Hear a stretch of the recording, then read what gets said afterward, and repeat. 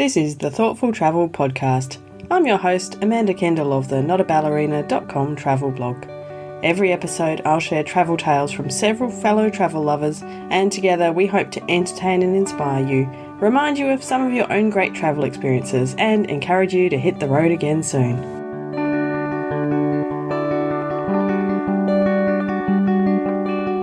Hello and welcome to episode 299 of the Thoughtful Travel Podcast. It's all about van travel. Now, we have lots of names for, van type things across British English and American English and even Australian English. So I have tried to use a more generic term. But what I'm thinking about is caravans, campervans, motorhomes, campers, RVs, basically anything that you can drive or tow and end up sleeping in. That's the topic of today's episode. Before we start, I'd like to pay my respects to the Whadjuk people of the Noongar Nation, where I'm recording this podcast on this sunny but chilly day. Now, I actually don't have particularly recent experience of travelling in a van, not because I don't want to, just I guess I haven't really had an appropriate opportunity lately, but I would like to again. But my childhood travels were very van heavy. In 1985, I was 9 years old and we spent 6 months in Europe in a camper van.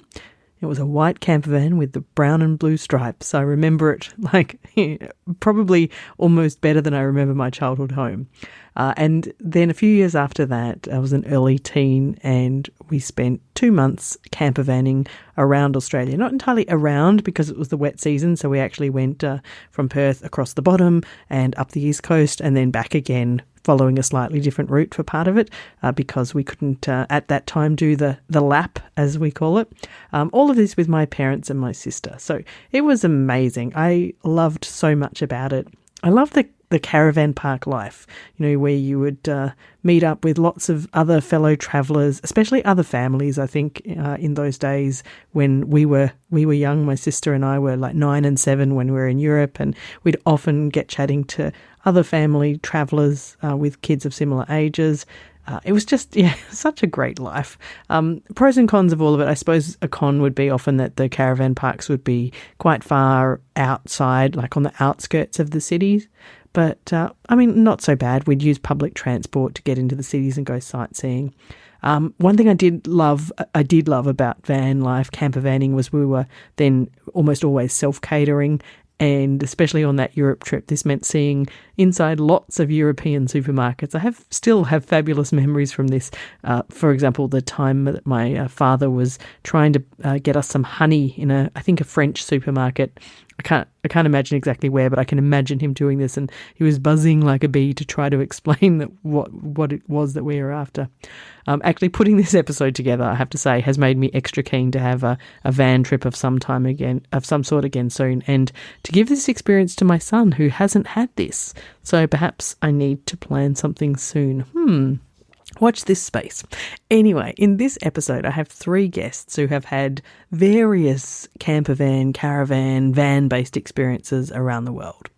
And my first is, let's say she's a self-described reluctant van traveller. So it's Julie Kaplan, and she was brave enough, despite her reluctance, to say yes to an invitation to travel with friends in their van in Montenegro.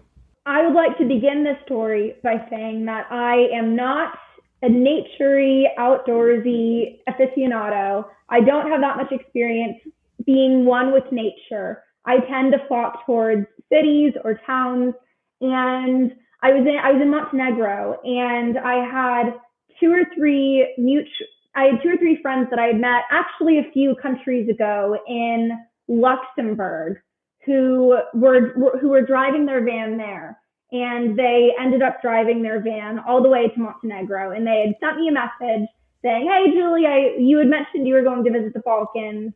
Would you have any interest in joining us in our van for a few days?"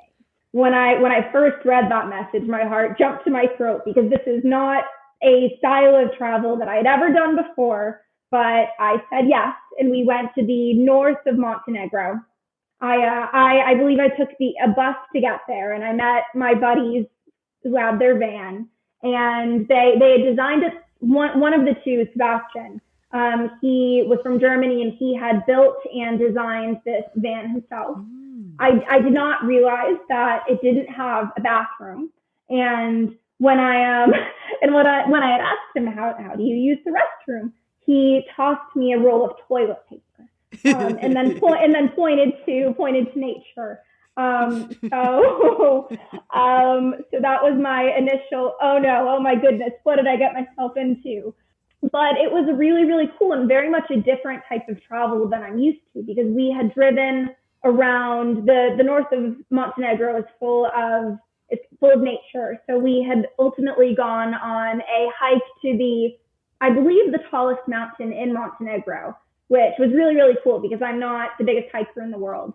But what I really enjoyed my time in the van. We all were crammed in there, and we spent time with one another, and they had a kitchen that they had kind of all of the fixings for a kitchen, and we were cooking together.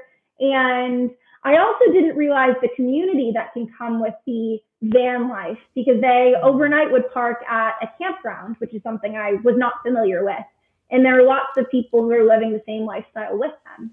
And I think in a way to really connect with the nature or the scenery that you're in and to connect with one another, it's a really special way to travel.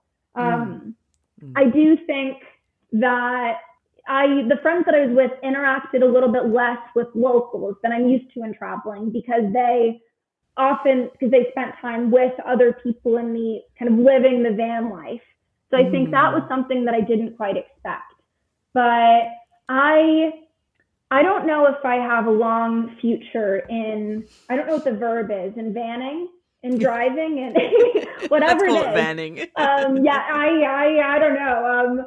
But it was really cool. It was, and what I also thought was awesome is because you're driving, you can decide when to go, when to leave, where to stop. If there's somewhere along the way that you want to go and take a picture or go swim, you can go do that.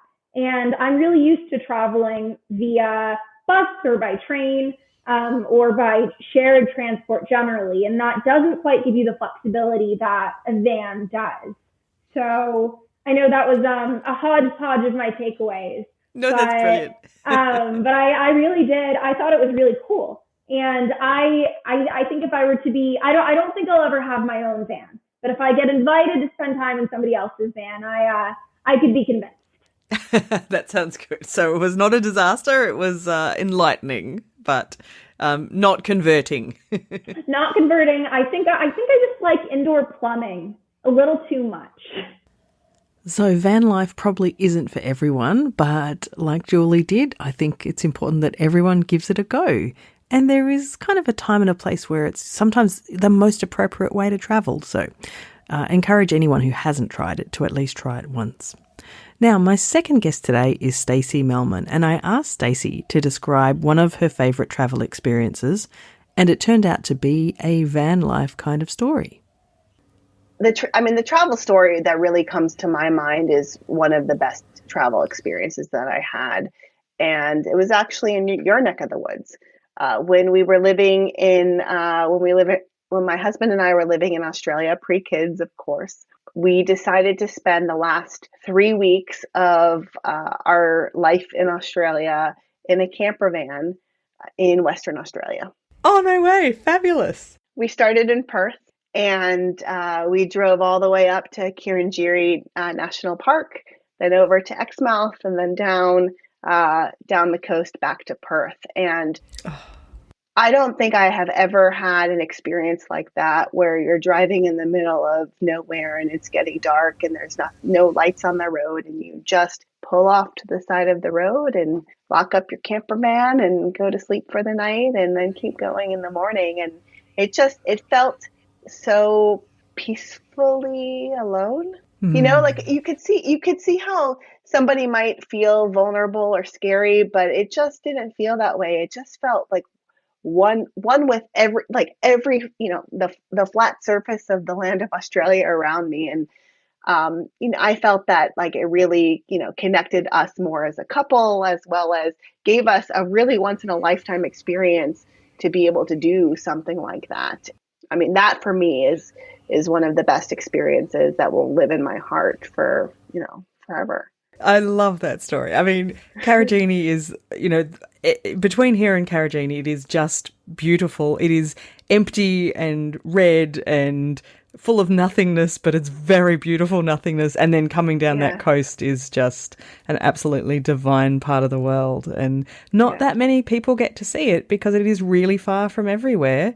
Even from Perth, it's far to start getting up around those places. So what made you do it? Why did you decide to come west for those last 3 weeks? When we were living in Australia, we tried to do as much as possible, to pack as much as possible within the 2 years that we were living there. So even our Australian friends were impressed by how much we were able to do and how much we were able to accomplish. We went to Uluru, Maggie Island, Fraser Island, Lord Howe Island. Clearly, we have an island fetish. With good reason. They're amazing places. Obviously all of the big cities, Byron Bay, Brisbane, and Sydney, Melbourne, etc. And it just was the thing that we felt like we didn't know when we were going to be able to come back, and we needed a big chunk of time. And if we could come back, then of course we could hit up some of the major cities within a couple of days and all of that. But, trying to have some foresight into the future life that we would have with hopefully with a family, and think like, well, what's that phrase? YOLO, let's do it now and have that experience for us. It's very, very smart. Well done. It is a really hard thing to find. Like you do need 3 or 4 weeks to really explore any significant part of Western Australia, and not many people have those chances. Obviously, I extra loved Staci's story because it's from my beautiful, beautiful part of the world. And I would encourage anyone who has some extra time and needs somewhere to go, come to Western Australia and campervan or caravan around. It's absolutely divinely beautiful. Now, we are staying in Australia with my last guests today. They are Fran and Andrew Robinson from Tree Chalets, and we have a great story of caravanning adventures. In this chat, we talk about long service leave, and I know that this is a bit unique to Australia, so just to explain in advance, generally speaking, these days, if you work for the same company for, it's usually 10 years, you can have 3 months paid leave after that point in time. It used to be a shorter span of years and a longer span of long service leave, but that's, I think, the average now. I don't know. I'm self-employed, so I just have to give myself long service leave when I want to. But that's what enabled them to take this longer trip. There's also a couple of spots with slightly dodgy audio, thanks to the less than wonderful internet connections we have in rural Western Australia. So sorry about that, but we have done the best we can. So this is Fran and Andrew's experience of a long caravan trip. When the kids were 6 and 8, we decided to take them out of school for a term, and we bought this ramshackle old caravan. It was 1970s, it was actually vintage, and we put flames down the side of it. Got a massive decal, like a big burnout with flames all down over the back wheels of the van. It looked really good. Why not? The plan was to buy it, use it, do long service. We did 3-4 months travelling the East Coast, so Sydney round to South Australia, just on the beach doing stuff. Get back, sell it. We didn't sell it. We kept it for the 10 years. We sold it recently. But we thought, why not? Let's put something on the side. It looked good. It was really useful when you were at a caravan park, because you walk around about 1 o'clock, you're walking around looking at other people's caravans and their camping setups and whatnot. And you've got your wine and your beer, and you might get into conversation, and they'll say, where are you camped? And we go, we've got the caravan with flames on. They go, yeah, we've seen that. We know that one. The kids could find the caravan. We know where you are. 4 months of just having fun. You find other kids and you go, where are your parents? They're at the flame van. Okay, so they can track us back to where we were camped. And one thing we did with our beautiful caravan is before Instagram, before Insta-worthy, we used to take photos of it at iconic places like the Great Ocean Road and all of this. We used to have lots of photos of Flamerville and then these iconic places, which was a thing we did. And we did this on the way back across the Nullarbor. We stopped into every second-hand store we could find and bought teacups. On the way back, we did a teacup tree on the Nullarbor, which is still in existence. So if you cross the West Australian border, 60 kilometres into West Australia, do not tell main roads. We stopped and put teacups in a tree. Yeah, so that was our 4-month sort of caravan journey. So educational for the kids. We were meant to be schooling one of them, but he just got the school of life for that 4 months because he didn't really want to look at the books that much, but learnt so much. It was awesome. And, people say, you can have lots of reasons not to do something, but I think at some stage in your life, you've just got to do it. And 100% we never regretted a second of it. It was just so worthwhile. It's one of those things you look back on and you think, I'm so glad we did that. But it wasn't a spur of the moment. It was like, okay, long service is coming. 2 years out, we need this much money to live on, to pay the mortgage, pay the fuel. So it wasn't we'll go around Australia for 4 months. Yeah. For 2 years, sort of. We're very... And we're very lucky in Australia to have long service leave. So, when I was a kid, it was the same thing that my parents took us campervanning while my dad had long service leave. Exactly that. And, that gives you that opportunity to do that. Well, I thank the royal family and the colonial masters for that. Yeah, well, yeah, exactly. And, we're never going to give it up. So, oh, hell no. But no, the van trip was good. And I guess the other pretty cool story from that is when we were leaving, we'd sort of got most across the Nullarbor. We'd been driving for about 4 days, and one of the bearings in the caravan wheel got really hot, and basically, so the axle was stuffed. Oops. About 100 k's outside of Broken. Oh. So it happened at night, of course, and we pulled up and we basically stopped. We can't go a metre further, or the whole caravan will collapse. We sort of limped into a service station 100 or so kilometres outside of Broken Hill. There's a service station, a pub, and that's about it. It's an old mining town. It's a ghost town. And so the caravan was parked out front of the pub, which was closed. It looked closed. It looked abandoned. And we walked across the road to the service station to try and get some help. No help. So we decided, we'll take the wheel off and see if we can sort of fix it enough to get to Broken Hill. So we go back to the van. We bought some chips and drinks for the boys to keep it quiet. Next to the old pub, which looked abandoned, there's another house which looked even more abandoned. These 3 hobos, for want of a better word, nice blokes, but rough as guts. I'm talking clothes will change yearly, and that's about it. You can smell them before you can see them. They're nice guys. And they go, what are you doing? And my hub's broken. I need to fix it. So these the kind of guys, if you broke down, they would help you no matter what. So they go into their backyard and they pull out a wheel hub and they put it on. It doesn't fit, and they go back, get a new one, and they can't get it fit. They block of wood, a sledgehammer, bang, it's put on.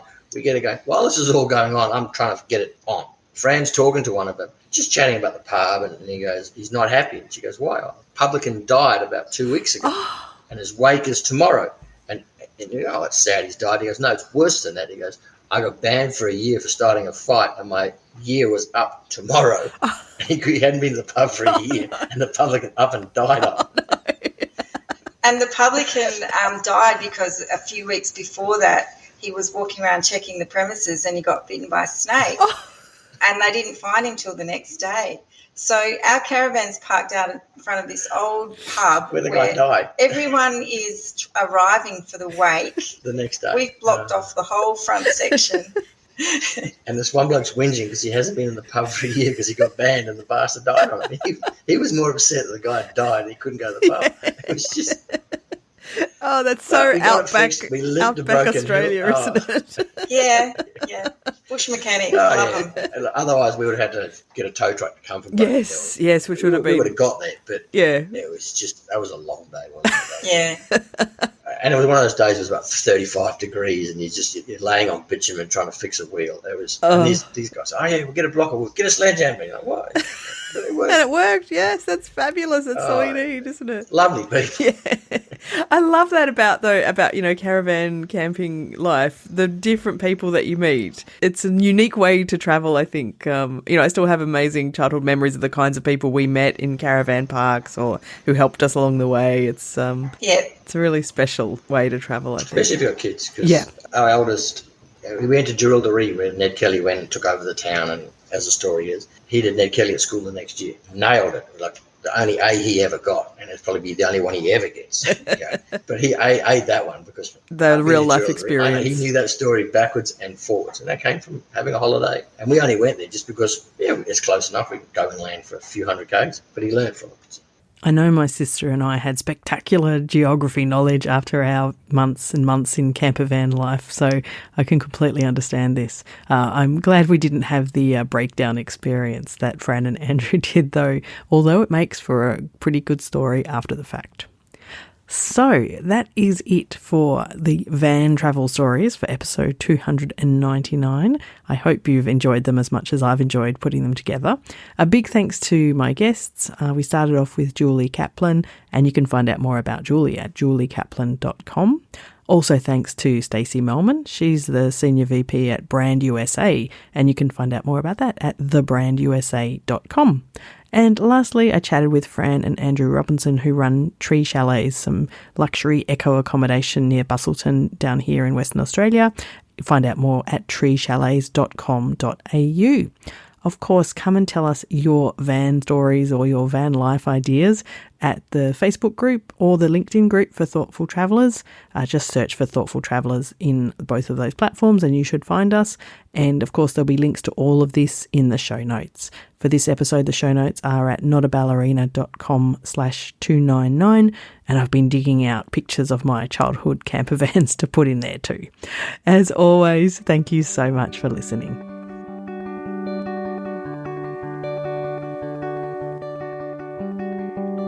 This has been another episode of the Thoughtful Travel Podcast. Show notes and other information are at notaballerina.com/podcast. Join me again soon for another chat about why we travel. Bye for now.